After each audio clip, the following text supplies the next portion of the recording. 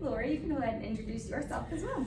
Okay, so I'm Lorri Rippelmeyer. I'm a partner in the tax services area at Anders. It's a large local accounting firm, probably one of the biggest local accounting firms. We only have one office. We're here in St. Louis. Have been for over 50 years, and I have been there 30 something. So I'm gonna show my age really quickly here. But so I kind of started my accounting career. My dad was a professional baseball player, so we traveled around a lot. Home was always here. I think you always have that idea that you're going to marry a professional baseball player, which doesn't usually work out that way. But and I wasn't sure I wanted to go to college, so I went to, back then, a business school that had an accounting program, and I came out, I guess, with like an accounting certificate. I started as a bookkeeper at Interco, which was a large corporate company. They had a big office here in St. Louis, but they were kind of all over the country. And then I went to Anders, and I started there as kind of in an accounting services role, and I decided I wanted to go back to school and finish my degree and my master's and get my CPA. So that's what I did, all at night. So it took a long time, but Anders never held me back. They let me really keep moving forward, knowing that that was kind of what I was pursuing. And about 6 or 7 years ago, I made partner. So I was one of the first female partners that we ever had. Not an easy role. CPAs, there are a lot of men. But we, we really pride ourselves on trying to move women forward in our firm and trying to make it work for everybody. Because it's, I think people have this idea of what a partner is supposed to be, and women sometimes just think they can't do it. So we really focus on trying to help them get there and figure it all out, even though they have kids and a home and all that kind of stuff. That's the hard part sometimes. Yeah. So we really try to do that to help promote our women in our firm and get them to move up the ladder. Yeah, so that's very cool. I think it's funny, Haley and I were actually just talking, I think it was yesterday, I was like, I always knew women could do it all, but then I came here and I was like, these women run their own businesses, they're meeting with clients, then they have school pickup, they're cooking dinner, they're taking care of themselves. I'm like, how do you have time in the day? And even too, tax season, it's like you don't have time for yourself. I can't imagine. And it's just, I don't know, there's this stigmatism. I think it was just such a male-dominated world for so long. A lot like attorneys. It just, I think the concept was you couldn't do all that. Like, you couldn't somehow still be a partner and figure all that other stuff out. And we're finally kind of breaking that ceiling. Although the number of women partners in the accounting field are still low compared to men. That's just something we have to continue to work on. But it's way better than it was. Yeah, definitely. So it just is, it's always evolving. But I think it's really just helping young women understand that they can still be a partner and still have family and a home life and all that kind of thing. Yeah. So it's just changing. Definitely. Which is a good thing. Actually, we just made our first non-CPA partner. We made our marketing manager a partner. Okay. So that's kind of new into the accounting world also, and it was a woman, so very exciting. So that was a big step for us also. So that keep making strides. Leads into my next question. What is the process into getting to partner status? We say we have a path to partner. I think you have to kind of, go through the ranks like you do in a lot of companies. You start out, you have to be very, get very advanced technically in your area of expertise, whether it's audit, tax, now marketing, whatever the case may be. And then, for an accountant like me, it's also about business development and bringing in clients and that kind of thing. And for a lot of accountants, that's not their background. They're not these big extroverts that love being with people. Now, I'm kind of not the norm. Kelly laughs. But I'm not like that. I love being with people, and like my clients and thing, that's the funnest part of my job. I have to do taxes. That's kind of part of it. But I would much rather be out with people, doing fun things and helping them, consult with them and that kind of thing. But for a lot of accounting people, that's not who they are. So sometimes you really have to pull that out of people to want to be out and develop business and bring in income to the firm, because that's kind of part of it as being a partner. And we've tried to get a not less focused on that, because let's be honest, we all have, that's how we survive. But, we've kind of started to determine there are other attributes that get you to being partner. Sometimes it's staff development, and sometimes it's just different kinds of things like that that are also very important to the firm that we can't live without. So we kind of all have to pick our battles and decide, there are different partners with different attributes. Some are going to be big rainmakers and bring in all kinds of business, and then there are going to be others that are good at other things.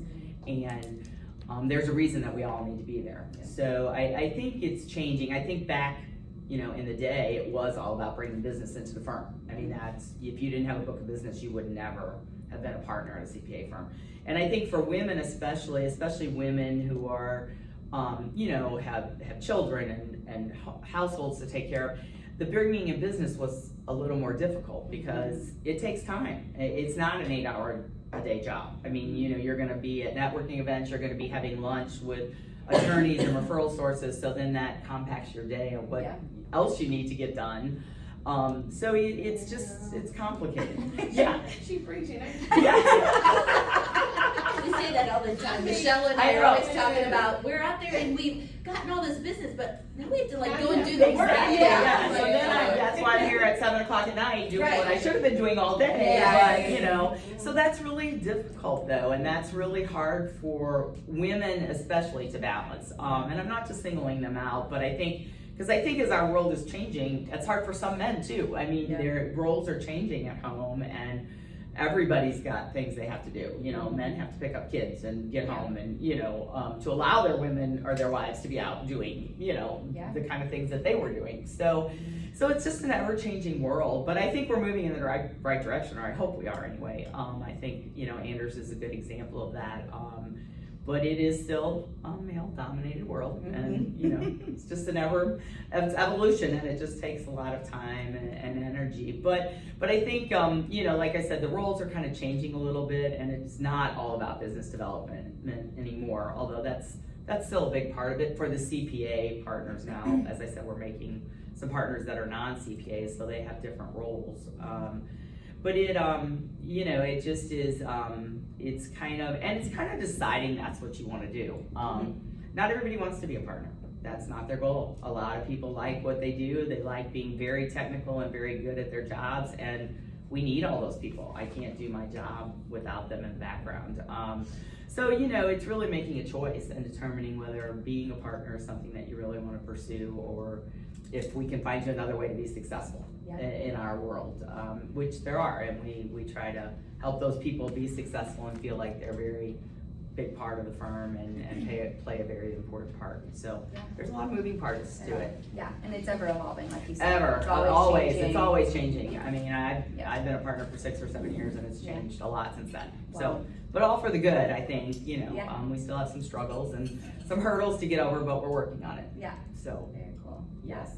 So you started as a bookkeeper, correct? Yes. Your father was a professional baseball player. Did you always know you wanted to be in the financial industry, or how did you get there? Interestingly enough, I don't know that I always knew that. I did take an accounting class in high school, and I really liked it. It kind of all made sense to me.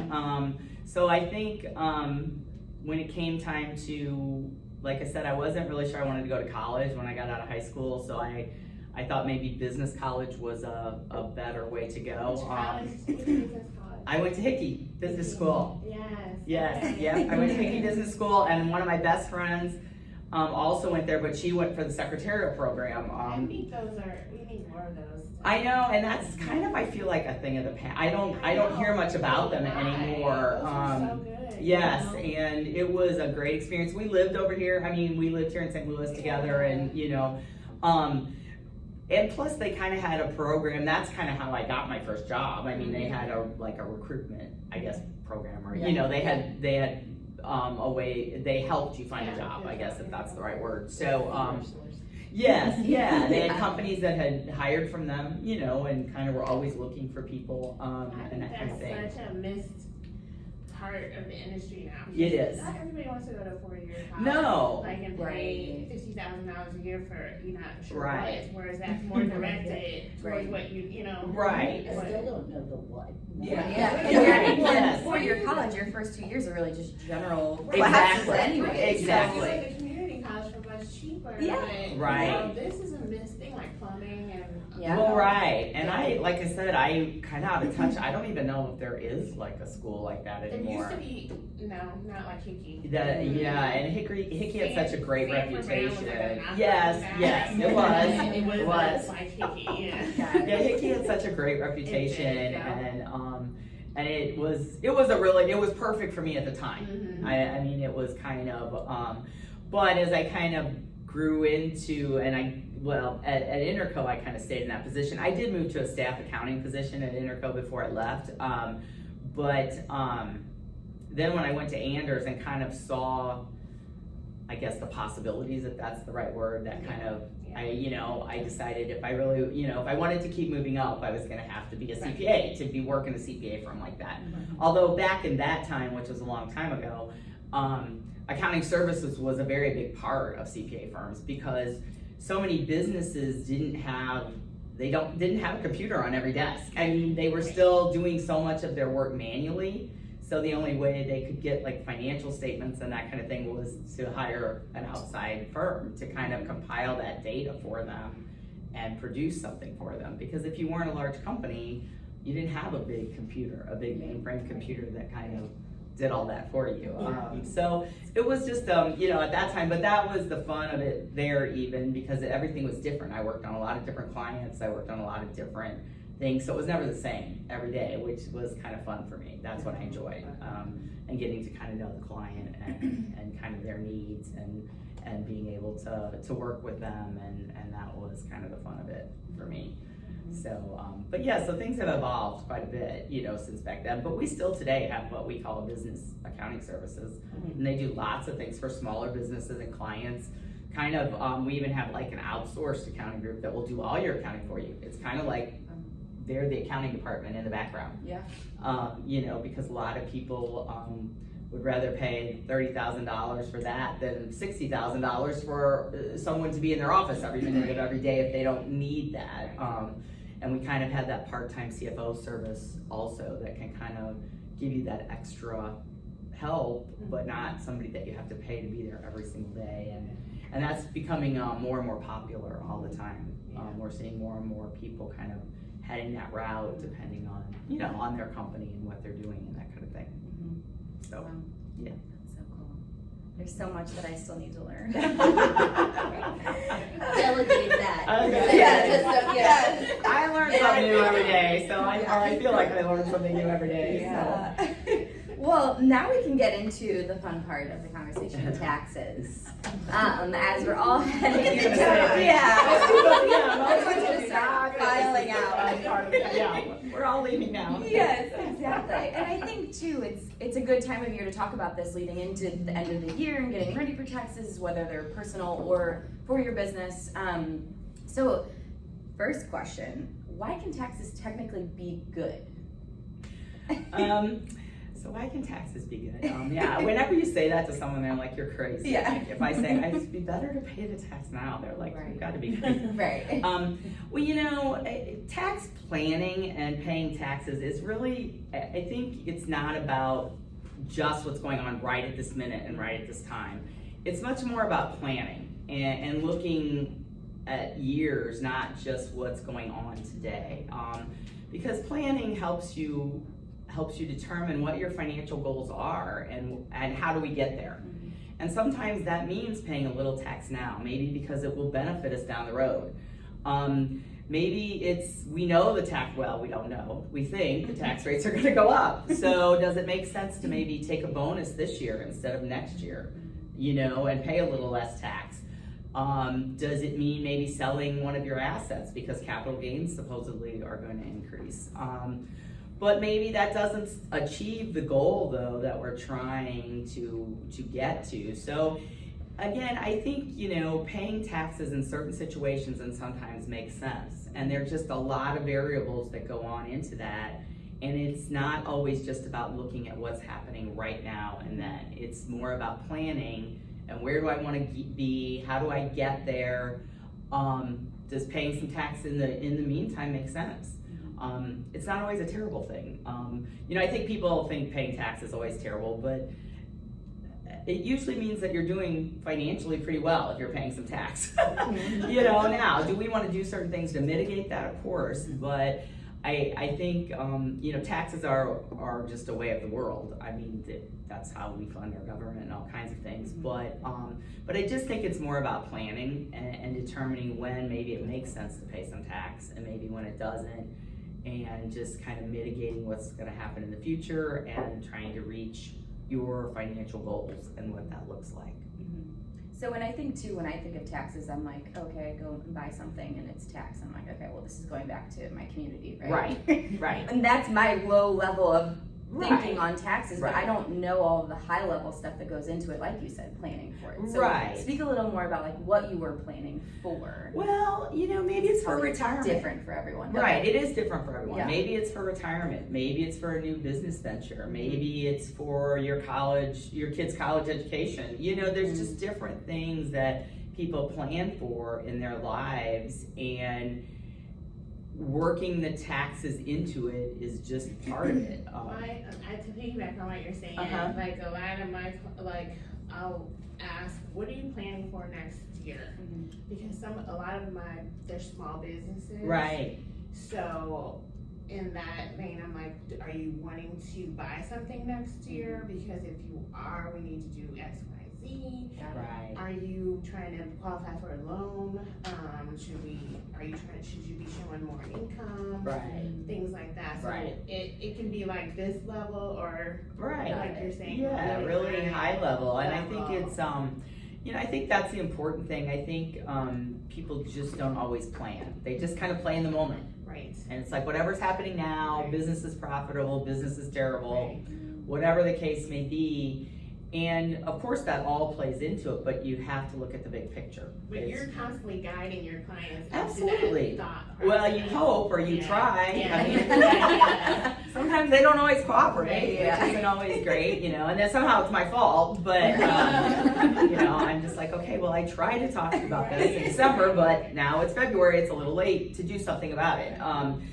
So it's it's kind of a give and take. But some people are all about it and very proactive and want to know, all the answers. And things change. I mean, you can put in a plan and 2 years later, the plan could be different. Right. Your life is different, your business is different, Or they lots of change the things law. change. Yes, or they change the tax law, which, could happen any day here. And those are all things we can't always control. And nobody has a crystal ball. I wish we did. I'd be a very wealthy person.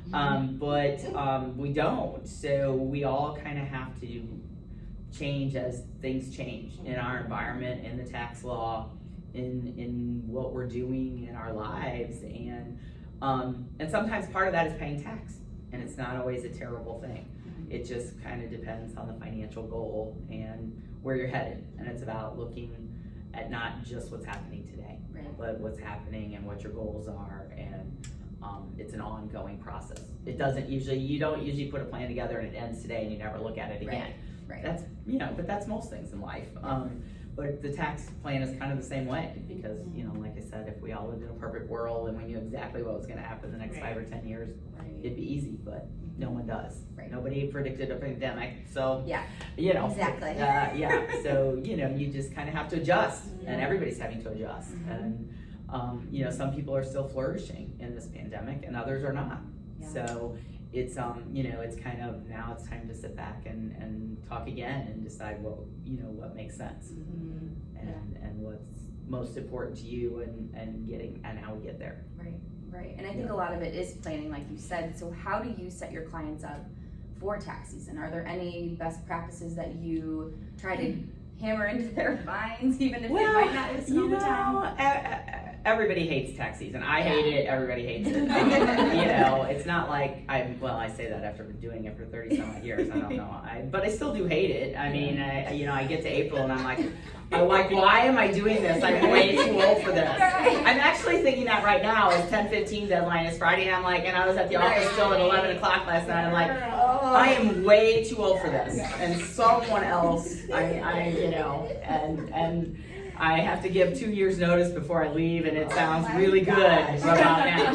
And on Friday, and then by Monday I'll have forgotten about how awful it is. So It's like childbirth. yes, it is. It is exactly like that. Into it, like, And I don't have children, so I always hate to make that reference, but I always think it's got to be the same thing. Like, how do I forget how bad this is from one year to the next? Yep. And now I do. I'm back here again on 10:15, and I'm like, I hate my job. I hate these same clients that are late every year, and I can't get the information, and I'm here till midnight trying to get their stuff done, and anyway. But the people who on 10:15 are like, do you have my 1099? You're like, I don't know how you're expecting to get anything done. No, that was so funny. I had a financial advisor tell me that the other day. Like, somebody just asked me for their 1099. I'm like, it's probably one of my clients that, I've been asking for this since April. Yeah. And finally now they're like, what happens if I file late? I'm like, we're not, You pay more taxes. You get to pay penalties and interest. Right. So let's talk about what that looks like. Right. And not that we don't file something late, because we do. At some point, Yeah. by Friday at 4 o'clock, I'm like, I'm done. I'm not worrying about you anymore. If you can't take your own responsibility, I've done everything I can. And I have a lot of athletes who are the worst. They are so hard to deal with. It's every year. It's not like this is just a every it's not 5-year thing. We're doing this every year. Why can we not? So, you try to, from an individual level, I think it is overwhelming for people, but I'm always like, okay, in January and February, you're going to get tax documents all the time. Just put them in one place. Like, put them in a folder, a box. Don't leave them spread out all over your house, so then you have to go find them and look for them, And as the day gets closer, just take an afternoon and just say, I'm just going to work on my taxes this afternoon. I'm going to get all this stuff together. We send out an organizer that guides you through the whole thing. And it'll show you everything that you had last year. If you don't have your 1099 interest from Bank of America, then call them and get it, or find it. You've got it somewhere. Or they're gonna call you and say, where is it? Yeah. Oh yeah. Yeah. I know. I get that all the time. Well, don't you have that? I'm like, how would I have that? They didn't send it. How would I have your this tax one information? time. Yes. They didn't send Yeah. it. Or I didn't get that 1099. I'm like, yeah, you did. But anyway, that's a whole other story for a whole other day. But it is, and I mean, I just think on an individual level, it's just trying to, like I said, keep stuff together, and then maybe just take an afternoon and say, I'm just going to work on my taxes this afternoon. I'm going to get them done. I'm going to get them out of here, and then it's my problem. It's Lori's problem. It's not my problem any longer. But I think that's hard for people, and they just procrastinate about it. It's just nature. And I'll be very honest, I procrastinate about my own, but that's because I get sick of doing everyone else's. So I always do an extension. Half the people I work with do extensions, because it's your own stuff is not your priority, it's everyone else's. It's the last thing Yes, you it's like the last thing I'm going to do before April 15th is my own tax return. Right. The colors kids have their shoes. Yes, exactly. For businesses, I mean, we start reaching out now. I mean, through the end of the year, because it's planning. I mean, if they haven't been updating us all year long, which I have some clients who are great about that. If they haven't been, then we have to do some work. And a lot of times those clients that haven't kept you updated all year long haven't been keeping update, or they haven't been paying close attention to what's going on in their business. They don't know if there's profit, if there's not, if there's, all kinds of things. So, I kind of have a list of all my business clients, and I start reaching out and being like, hey, we need to talk about this. We need to plan a little bit. Do we need to buy some equipment before the end of the year? Do we need to take some bonuses? Do we, I don't know, it's all those kinds of things. And again, part of that is determining, what they want to do. How do I find the accountant that says, you should just take a bonus? Fine, I don't think I've ever said that. But it's just planning for all that. And sometimes it's about rewarding your employees. You know, do you want to reward employees for a great year and what that looks like and just planning for all those types of things. But we can't do that kind of planning in February. Right. We have to do it from now to December 31st Yeah. if you want to get a deduction for it in a lot of situations. So it's really just about encouraging them to take a look at things, plan, and not just wait till January and be worried about it. You know, it's kind of back to planning. It's really about that and being proactive about it instead of sitting back and thinking, oh, it'll all be fine. I'll worry about it when tax time comes around. Well, then it's a little too late. Right. In that same vein of planning, I'm a financial advisor. Oh, wow. And I stress to my clients, I am not an accountant. Heard that before. But they always think you are. Oh no. Like I don't know what you see with other advisors, but I stress like I am not an accountant. And you should have an accountant. Like I stress that I'm like we are part of your team. Right. And I work with your accountant. Absolutely. And because of that, I have my own personal threshold that I share with clients where I'm like, when you start to have X, Y, Z, you need to hire someone. Right. Like get off the TurboTax. I think that's why sometimes people procrastinate. Sure. Because they probably have gotten complicated and they don't want to pay for it. Right. Oh no. Definitely. So what is your opinion on what is that threshold of when it's like, hey, if you start to have these things going on, you need to just hire someone because I see so many times people making mistakes. Right. I think like you said, they wait a little longer and they don't think about here's what I could have done to reduce taxes because they're doing it themselves. Right. Yeah. Well, I think the minute you have your own business, you need an Oh, accountant. 100%. 100%. Because I have seen I'm not being disasters. local now. Yes. Yeah. I mean, because I think people think again, though, they can kind of do it themselves, or they can keep everything on a spreadsheet. I mean, they don't even necessarily go the extra mile to get QuickBooks or even Quicken, which I hate, but I'm just not a Quicken person. But you know, they just think, oh, I can just keep this on a spreadsheet. And I'm like, okay, well, that's not the way it works. And I have a client who keeps everything in his paint can. Like the big, okay. the big and that was good to get him there because he used to just bring everything in. Dump right. it. So I said, just Yeah, keep at it least in it's your one paint spot. can. Yeah, at least it's in one spot. Yes. Add it all up. I'll even help, whatever. Right. He cuts everything. So that's what he brings in. Yes, yes. So, so I think for business, so the minute, I feel like the minute you're opening a business, you need an accountant. And you need someone to work with you and strategize with you because opening a business and running your own business is a big deal. And you may not think so, or you may think, oh, I can just do this on my own. But that's the nature of an entrepreneur. They think you Sure. can do it all. They can think they can do it all. We can. They do. No, they totally do, and they wear too many hats, and they, they're up at midnight doing their accounting or something, and I'm like, really? Is this what you want to be doing? This is crazy. Hire a bookkeeper, a part-time book is something. And that changes too as they grow. But so that I always feel like that's immediate because I see too many people try to do it on their own for a while. At an individual level, I think if you have a W-2 and maybe some interest or something, nothing complicated, it's probably fine. But I think once you start investing, and you start getting into some other things that are just not, or even if you're, when I say a business owner, if you're a Schedule C individual that goes on your individual return, I mean, there are still lots of planning that can go around because there are some really big, we do some big Schedule C's in our office. They're just entrepreneurs, but they make a lot of money and they've just chosen to keep it as a Schedule C on their personal return instead of going to an S Corp or a partnership or something like that. And so there's still an abundance of planning that can be done and things that you need to look out for and watch for and all those kinds of things. So I think and I guess TurboTax is great because I do think it guides you through a lot of things. And I've had people send me their TurboTax return and be like, can you look at this? And I'd be like, I'd rather just do it myself. I'm not sure I'm going to go through your TurboTax return.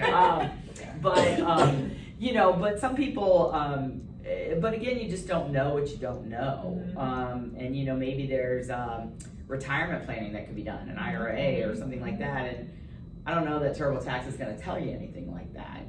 So it's just things like that.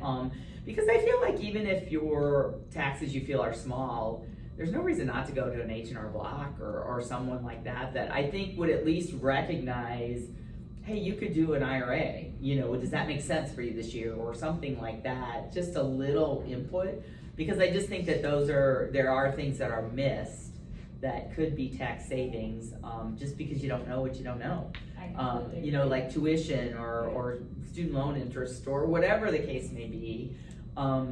If you, and again, I think TurboTax kind of walks you through all that. I've never actually done it.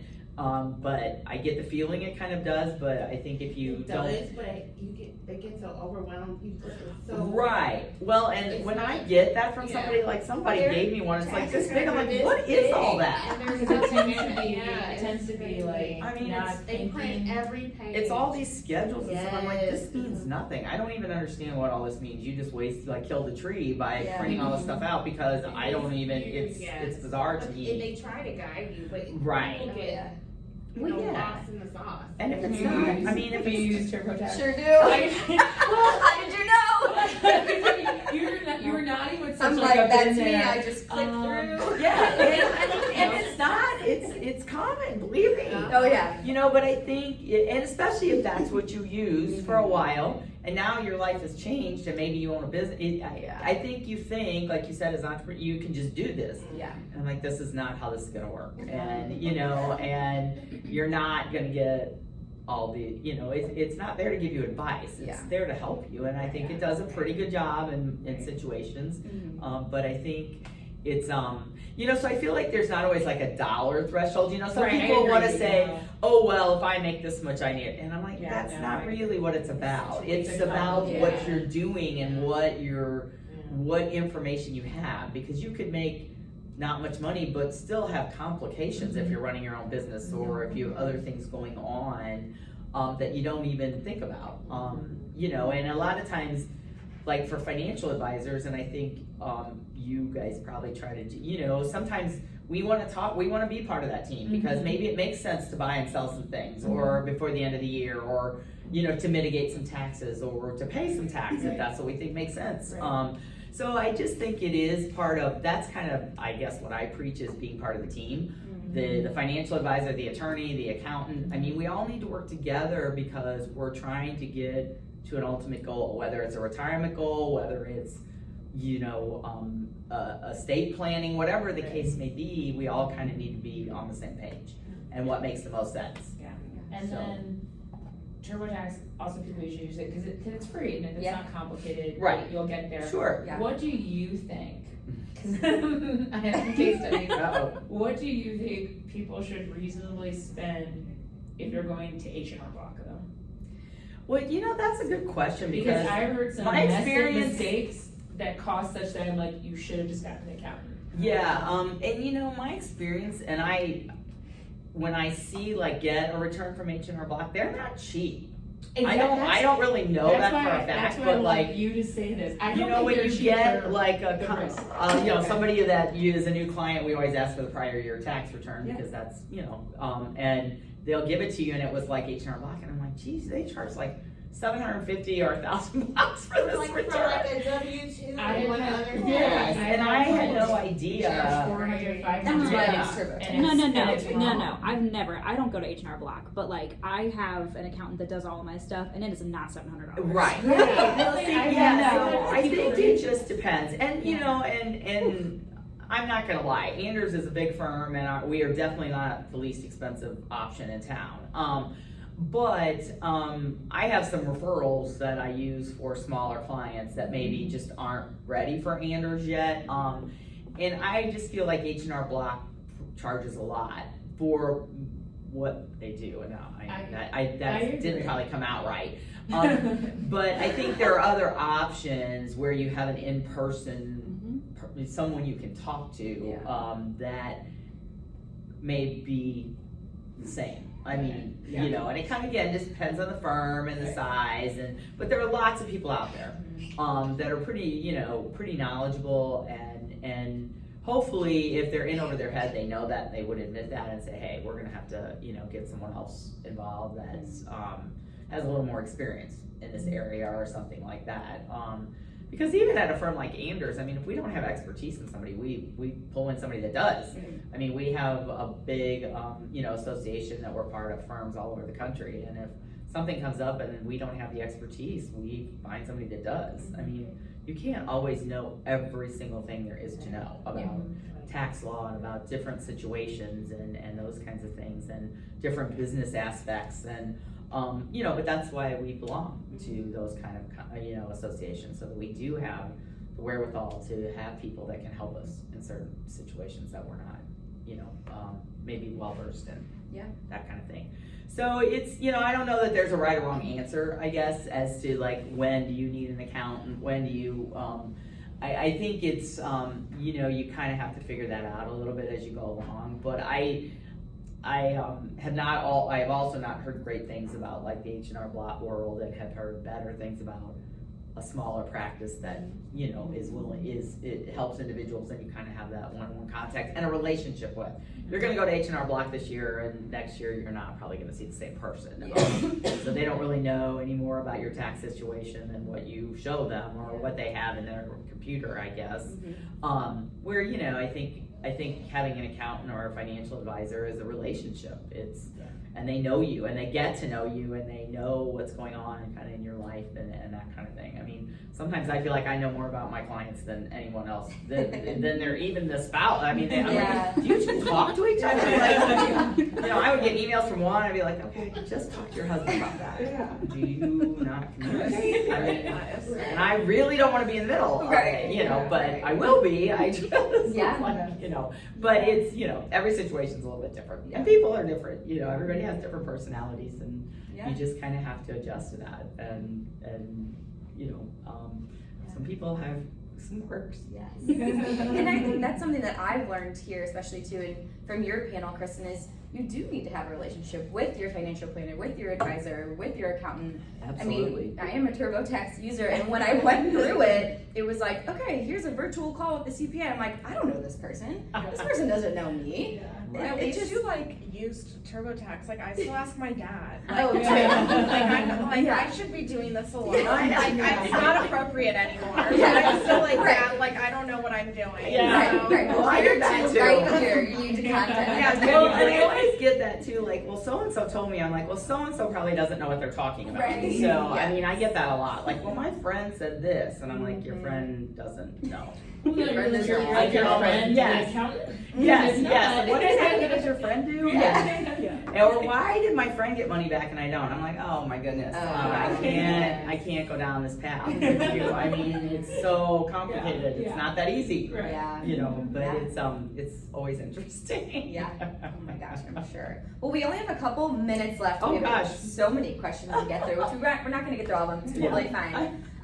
So it's a couple that I do want to hit on is. How can small businesses and individuals better manage their cash flow?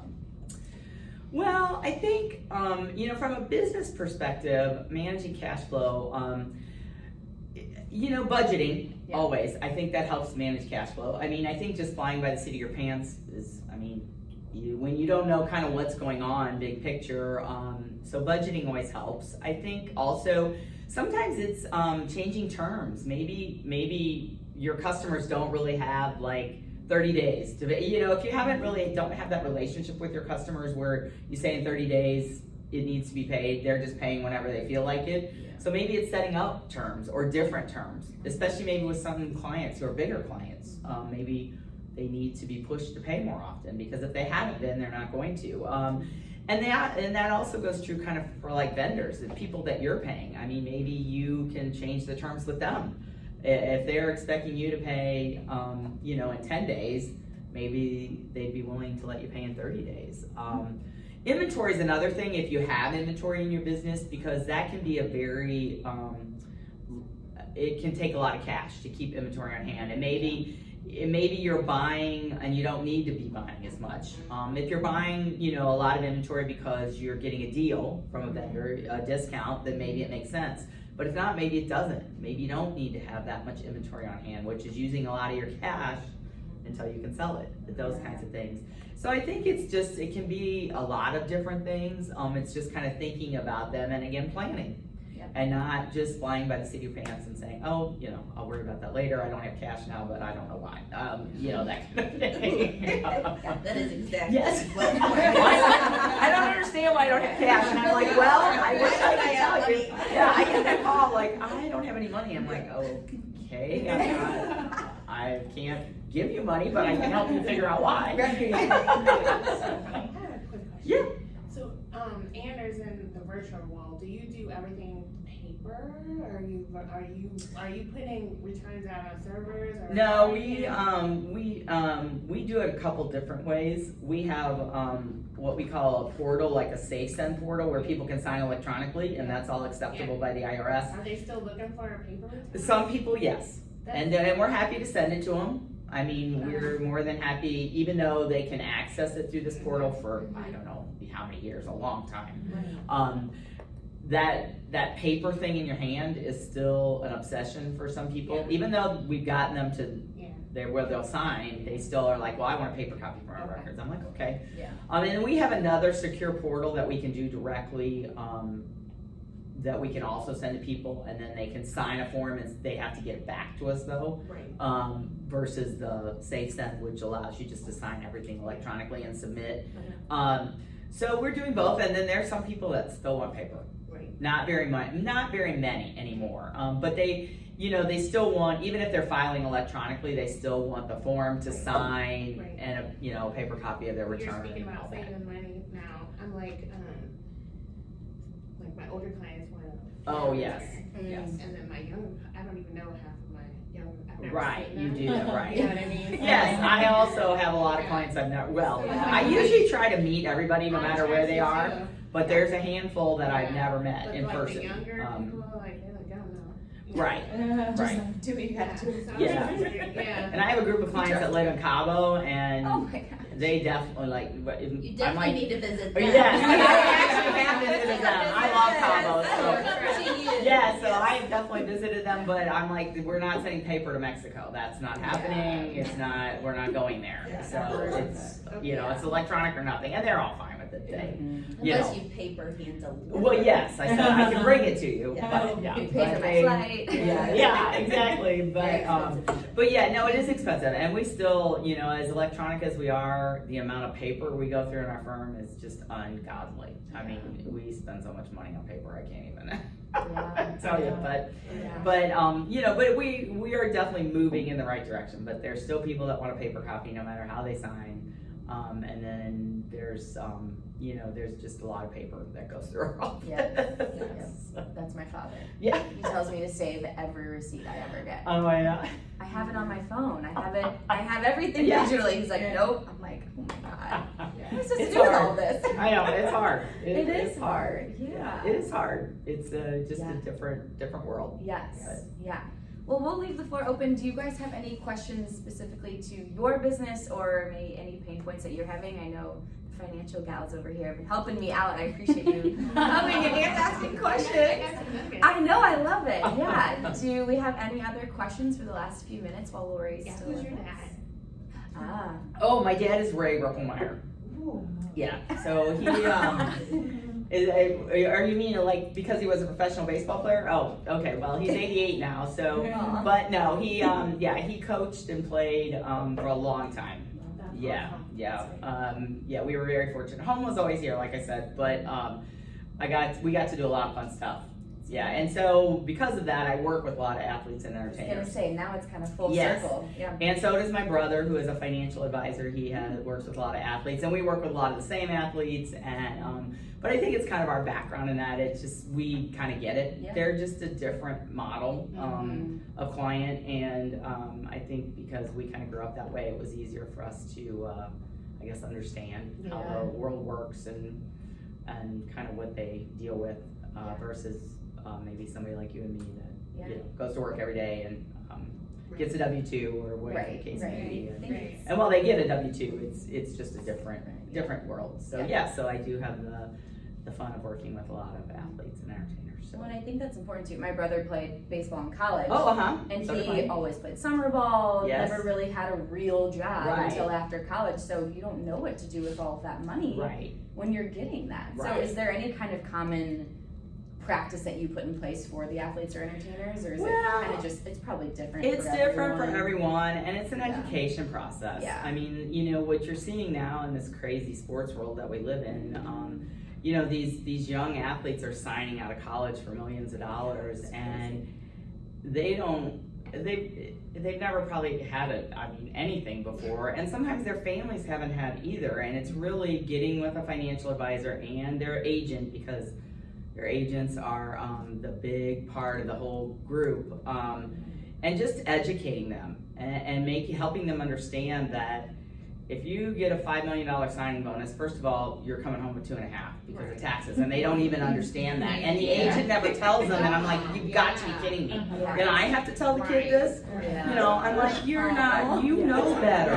And the agents I work with a lot, I'm like, you need to be on top of all this. We have to have this conversation long before this kid signs this contract, and he understands what this really means, because he's not getting $5 million. He's not. And he doesn't understand it, and his family doesn't understand it, and it's a mess. I mean, later on, and just helping them understand that, you know, like in professional baseball, I mean, yeah, you're going to sign this big contract. The chances of you making it to the major leagues first are slim to none, and you're going to spend 5 years in the minor leagues and make nothing. So this money could be the only money you ever get. You're going to have to live on it for 5 years.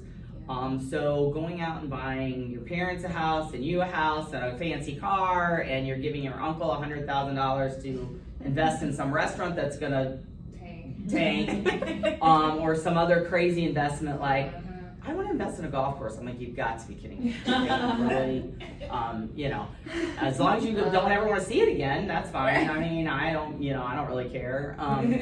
But you know, it's really just education. And then, you know, I think once you kind of get them past that and get them a little more financially sound, and maybe they do make it to the major leagues, and that's awesome.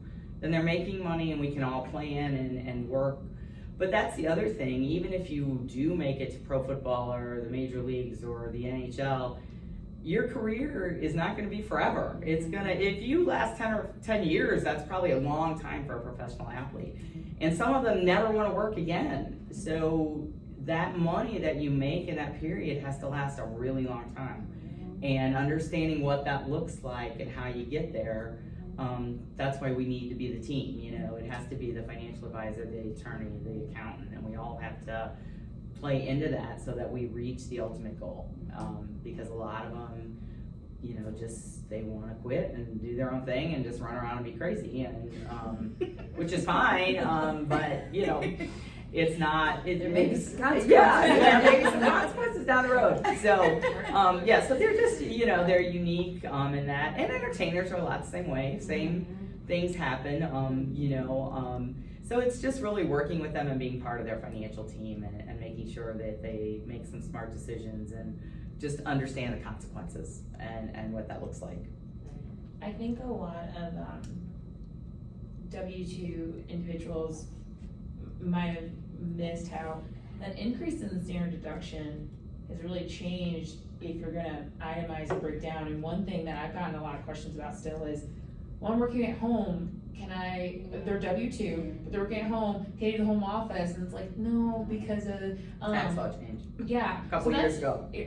Yeah, but I'm still getting a question. So that's one thing I know that's come up a lot more often because of the pandemic. Right. Are there other things you think of like that the pandemic is bringing out more that people might still be thinking, oh, I can deduct this, but really it's like, if it's not gonna add to more than 12 or 24, right, you should do the standard. Right. I think, because of the pandemic, I don't know, I'm trying to think if there's specific things related to the pandemic that have kind of, the work at home thing is a big thing. And I think, That's charitable donations, cause like that changed too. well, it did change. I mean, now there's an above the line donation for $300. Not that that's a big deal, but that has changed some. And charity is still, charity is still a pretty good itemized deduction, but it's getting above that threshold. And now that it's the state tax or your taxes that are limited to 10. So to $10,000. So, you know, where it used to be, especially for like my athlete clients, I mean, they pay tax in every state they play in. So, and their state taxes were huge. So they would get this huge deduction for state taxes, and now they're limited to 10 grand. Well, I mean, if you're making $1 million, the state taxes, you know, So what are they doing? nothing. Yeah. They can't do anything. Yeah. Yeah, so for, I mean, and for W-2 employees, I mean, when the law changed like for professional athletes, it changed their lives dramatically. Now, with that being said, the tax rates went down. You know, there were other things that started to mitigate some of that. But the $10,000 state deduction is where most people get hurt. And the exemption. Yes, yeah, because it's harder to get over the threshold if you don't have a ton of contributions, or you don't have a bunch of mortgage interest and some things like that, because those are the really big deductions now, mortgage interest and charitable contributions. Knowing that you can get a $10,000 deduction for state and local taxes and real estate taxes and personal property, but that's limited, so there's really not a lot you can do with it, except, you know, just use the 10,000. So I don't know that there's a lot of things that are pandemic related specifically. But our refresher on this is me also doing my own homework. No, that's fine. I love it. Yeah, because I think that's, but I do think that people still don't really understand the increase in the standard deduction, because they still, you know, send me all the itemized deduction stuff, which is fine, because I'm always like, I'd rather have it and try to make sure that they can, you know, take the itemized deduction, but I still think they just don't fully understand the whole concept, and that the standard deduction went up pretty substantially. And so in order to get over it, you have to, and then, you know, some people are like, well, I'll do this, this, and this. And I'm like, well, okay, are you really doing that for the right reason? Yeah. I mean, if you want to make that charitable contribution anyway, that's great, do it, absolutely. But don't do it just because of taxes, because that's another thing. I mean, you can't just do things because of taxes. You have to look at the big picture. And why are we doing this? And maybe, again, it makes sense for taxes, but that's not always what you have to, you know, you can't always just say, oh, I'm doing this for tax reasons. Okay, well, that's not, you know, maybe that's a good thing, maybe that's a bad thing. It just kind of depends. Right. So again, it's just about planning and talking to your advisors and making sure everybody's on the same page, you know, and understanding what your goals are. Because charitable deductions are awesome, and if they save you taxes in the meantime, that's great, and if they're part of your plan, that's awesome. But I don't know that you should do it just for taxes, you know, or something like that. I think it's, you know, there's just some things to think about when you're kind of looking at those kinds of things. I've recently heard, my mom texted me, when you get gas, keep your receipt, because you can get a tax return on the tax on your gas. Is that a thing? A refund or A something. refund? Yeah, What is that I about? think that's very new, and I don't know that that's going to be part of your tax return. Okay. I think it may be a It's like new a thing. Menards refund. Yes, I think so. Well, Fill yeah. out the paperwork. I don't Yeah. think from what I understand, I don't think it's gonna be like part of when you file your Got tax it. return. I think there's gonna be some other type of filing that you can do, I think. I've been kind of hearing that a little bit too, but I don't know that it's gonna be part of your gas. I mean, part of your tax return filing. Okay. I think it may be some kind of something separate you'll have to submit, like to the state or to someone to get a refund of that tax. Yeah. I've just heard a little bit about it, but haven't spent a whole lot of time Yeah. reading up on it. I haven't been keeping the receipts. Yeah. I'm like, what? Another Yeah. thing I have to keep track of. Your dad, because your Yeah, dad I know. never keeping Makes them me in mad. Yeah. Yeah, absolutely, Yeah. absolutely.